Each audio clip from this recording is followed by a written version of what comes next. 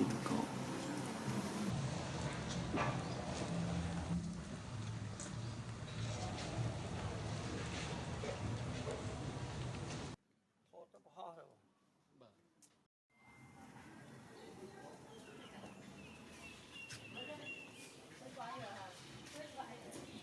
Hôn mê đó.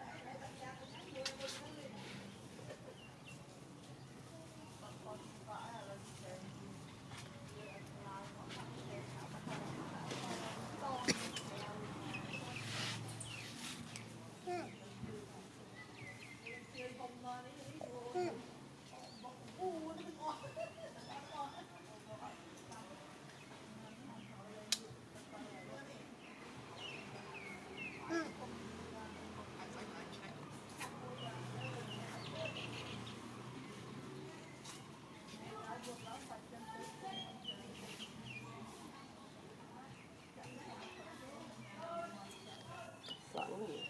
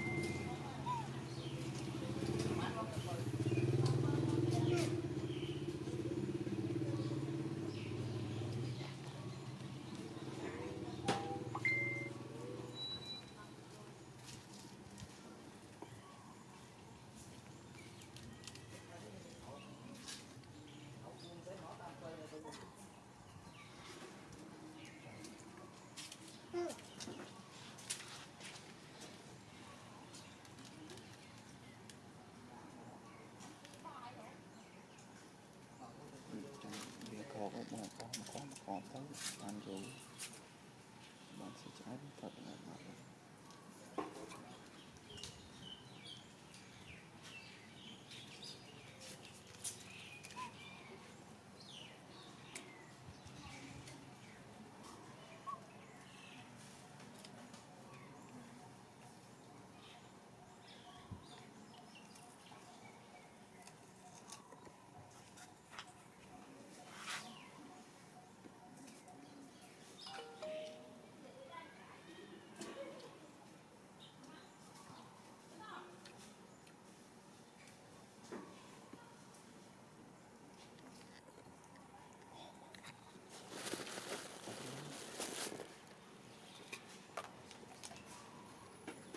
Đây nhé.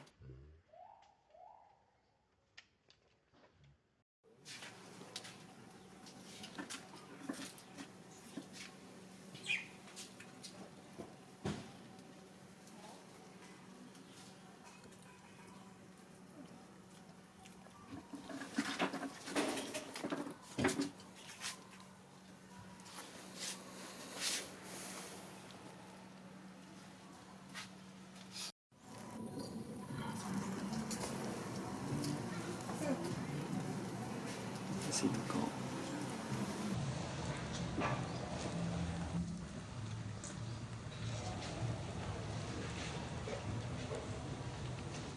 โทษต้องพ่อเลยบ่พอถ้า YouTube นี่ก็เอาเลยอ่ะบ้านแต่ว่าบ้านเชิญนะที่ติดบ้านไฟมานะ